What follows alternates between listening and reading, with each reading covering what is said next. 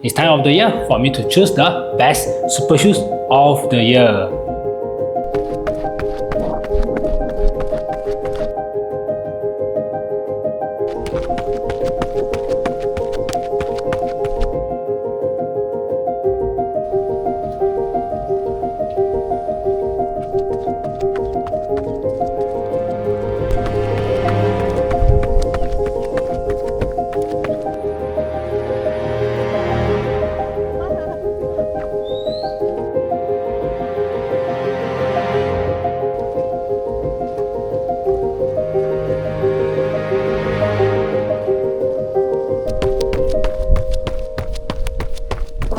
Hello guys, welcome back to channel. I'm Kevin, one of the Malaysia running YouTuber. So it's year end, it's December. It's time for me to choose my best super shoes of the year. If you can see, there's 5 different models of super shoes in front of you.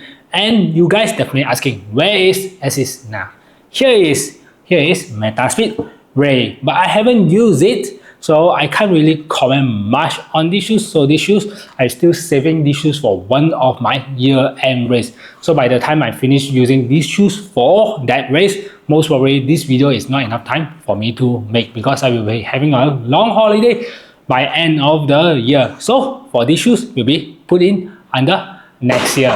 Before we start, there's no particular order of the 1, 2, and 3 of the super shoes, and I will give them the rating of the best rocker geometry, stability, the softness, the proportions of the super shoes before I pick one of my best super shoes of the year. So let's start with the best rocker geometry. So for the best rocker geometry, definitely we will go to the Hoka Cielo X 2.0. Until now I still can't get the name correctly because this is the best rocker geometry running shoes, super shoes that inside my whole collection of 2025. This is the best rocker geometry. Let's move some shoes aside and you guys can see it. So this is the best rocker geometry. So you can see the shoes has a very nice rocker geometry during the run. I did use these shoes for a race. I think it's January 2025 half marathon when I'm using these shoes, and it's a very nice rocker geometry. I did use it up to like 200 kilometers if you look at that also. So you can see the parts already worn out on the shoes. So this using a lot on the running, especially on the marathon tempo long run, like half marathon tempo long run. I'm using these shoes because it's a very nice rocker geometry, and the upper is like those plastic type of upper, so it's not really absorbing water, especially when I'm running at the half marathon and marathon pace. I intend to sweat a lot, the water pouring, so the upper is not really absorbing that much of water. Just only one drawback on these shoes is the stability. If you look at this heel cup on this end here, it's like island on the side, so make the shoes a bit unstable during my run. Overall, the shoes grip, everything is really good. The rocker geometry, I quite enjoy running using the rocker geometry. Just only the unstable, the stability on the heel cup on the back of the shoes, because it's very narrow and taper down on the middle to the back, so the stability on the back is not really there, but the front is very wide and really stable. Especially if you keep landing on this part, it's very stable, just only on the back of the shoes. The form is very soft and very nice to run with this rocker geometry on the Hoka Cielo X 2.0. Hopefully they change it to other name rather than to become Hoka Cielo X 3.0. Otherwise the name will getting longer with the 3.0, 4.0 all the way to the end of the shoes. Next is the lightest shoes that I use most on my speed workout. Most of my speed workout, shorter interval, I will pull these shoes out for all the workout. That is the Nike Vaporfly Next Percent 4. I haven't bring these shoes out for any race, but I bring these shoes for all my speed workout. Most of my speed workout, especially the 1000 kilometer, 1.6 kilometer street interval workout, I will bring these shoes. Even like 4 to 5 kilometer, I still bring these shoes for all this kind of workout because this is the lighter shoes among all. It's the lighter shoes in my road corset except the meta speed race, because there is basically is a 1 time or 2 time race day because the outsole is very thin. But for me, this is the lightest super shoes and my closet now, and the shoes is very responsive. If you are the version 1 and 2 Nike Vaporfly Next Percent 1 and 2 favorite, you like that pair of shoes, definitely you will like these shoes. I quite enjoy the 1 and 2. That's why I really enjoy using these pair of shoes. And the shoes is getting lighter, and the response, the ground contact feeling of the plate is really there. So the shoes is very responsive and quite firm. It's not as bouncy as all the super shoes over here, but it's very light and very responsive. I really enjoy using this pair of shoes for the speed and faster workout, even though I haven't bring it shoes out for race. This is one thing, and one thing is the shoes is, and the other thing is the shoes quality improved slightly. The upper, the glue haven't detached yet, because for my experience, all the old Nike shoes, the upper will be detached very fast with the outsole. And these shoes I think is just around 90 km. So you can see some of the form, the quality build here is starting to chip off the outsole form, and the rubber seems like not as longevity, not as sustained as the last time. So you can see the upper here, this side already get flat with all the square part. Normally last time it can last quite long before it can rub up, but right now it seems like much more, the durability is much more lower compared to the other super shoes in here. Next is the stability. Next is the most stable shoes among all the 5 pair. That is this one. This is the X-Step X160 X7.0 Pro, the longest name of all. This is the most stable shoes, yet the heaviest shoes among all. All the shoes is 230 grams for my size, US 12. So this shoes weigh at 260 grams. So it's the heaviest, except this one. This one is just sub 200 grams, is 199. So this is the heaviest, but it's the most stable of all the super shoes. And I ran my personal best using this pair of super shoes. The foam is really firm, so you can see the foam is really firm. You can't really press it much. But these shoes is one of the stable shoes and really bouncy. And you need to run up to the pace that designed for the shoes. Then the shoes will shine. I use it for my Changchun Marathon. I run 308 using this pair of shoes. The first 20 km when I'm running using it, it's very hard for me to get into the pace, the gait of the shoes, because the shoes is really hard and really bouncy. You can hear the sound. It's very solid. But once you get into the pace of the shoes become very aggressive and very nice toe off. And that moment I really enjoy using this pair of shoes. The upper is very ventilated. The upper for me, once I look over here, is almost similar to the Vaporfly Next Percent.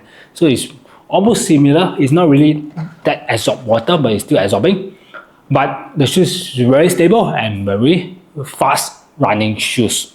Now we move to the most comfortable super shoes that I wore between these 5 pairs. The most comfortable super shoes there is the New Balance SC Elite 5. The shoes is very comfortable and very leg friendly. What I can say is the shoes form is very comfortable, very soft, the softest among all the super shoes at here, the 5 super shoes. And the shoes, there's a carbon plate and it's not that super rigid. Basically you still can bend a bit and play around with it, but you still can feel the pop from the shoes. You can feel the pop and propel you forward for each step. The shoes is surprisingly stable. You can see the front here is much more wider, even though they taper down in the middle here. There's a wide platform on the back, because every time when we run, especially when we land on the midfoot, anyhow we also will go for the heel of the shoes, even though there's a cutout over here, but they doesn't cut out all the way to the back, so make the shoes doesn't separate out like the Hoka mark. So it will separate out when we land on the back, so make the shoes pretty stable. And the shoes look really slick from the front all the way to the back. The shoes is very slick, and the upper is very nice the engineering upper is very nice and comfortable upper with a very nice heel lockdown on the back. The lace is long enough. If you're having some heel slippage, then you can just use the lace and make the runner knot. Definitely the most comfortable and beginner friendly, or someone that wants some safe shoes or want to venture in the super shoes.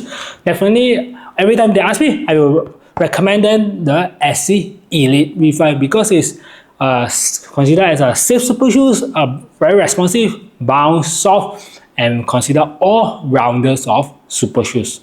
Now we move to the fastest super shoes that I feel. That is the Adidas Adios Pro 4. I used this in the Hong Kong marathon. I ran the second fastest full marathon, just 2 minutes shy from these shoes, because maybe because of the training plan or the shoes, but this is, for me, is the fastest super shoes. The shoe is light, consider it's the same weight between all this one except this one. So it's a light and really respond. The form is soft, but not as soft as the SC Elite V5. But the shoes is soft and really responsive. All the rod between it, I remember when I using this during the Hong Kong, the last 5 kilometers, when I run using the shoes, when I try to press the shoes down, I can feel the rod actually is really stiff and propel me forward for each step. But during that time, because my leg is really tired, I really hope that the form is much more bouncier and much more, what you call it, as much more firmer, so that I can feel the rod. Because I can feel the rod pushing, because my leg is very tired, I really hope that there's a bit more form so my leg won't feel so tired. But anyhow, this is how the shoes design is very fast and really aggressive. So you can see the shoes toe off. They started around 60% of the shoes. That means the whole length shoes, they started around 60% the toe off going up. I don't think all the shoes started so early. Even none of the shoes except the Hoka, because it's a very nice rocker geometry. But for this one, flat, then around 60% the shoes starting to toe off. It give me a very nice ride cushion, the toe off sensation all the way. The upper is very thin layer upper with the light lock, very minimum padding, and very nice heel lockdown. The drawback of the shoes is the sizing. The sizing is slightly a bit small, so everyone need to at least half size to one size out from the shoes. After all the comparison of the shoes, which one is my favorite? Can you guess? For my favorite, definitely will be the New Balance SC Elite V5. This will be my super shoes of 2025. Not the fastest shoes compared to Adios Pro 4, but this shoes is very comfortable and is very considered as an all-rounder shoes that suitable for a lot of people, because it's stable, cushion, responsive, and lightweight and quite sleek design. The shoes is considered is an all-rounder. These shoes make a really huge improvement from the version 4. The version 4 is a bit unstable for me. The form is a bit too soft for me. But for me, these shoes, New Balance SC Elite V5, is a super shoes of the year for me, because of all the things that I talked about just now. The responsive, the softness, the play, the runnings, everything on these shoes is really good. This is the best super shoes that I ever used in 2025. So let me know down in the comment which is your favorite super shoes of the year. You can choose out from these 5 pairs. Any pair that you can just leave the comment below. See which one is your favorite super shoes, because everyone have their own favorite super shoes of the year. So this is the ending of the super shoes of 2025, and this is my pick of the lineup. See you guys on the next video. Bye.